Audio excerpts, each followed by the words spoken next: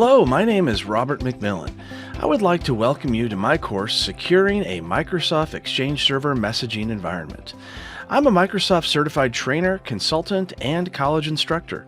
In this course, we review and create security policies and features in a Microsoft 365 Exchange online environment. There are some really great features, including the Exchange Admin Center and PowerShell for Exchange. But there's also 3 new websites that are now part of Microsoft 365 for Business. They include the Security, Protection, and Compliance websites. All 3 work together to create a very functional and secure messaging system. We review the main features and learn how to create and edit policies to lock out hackers and give better access to users.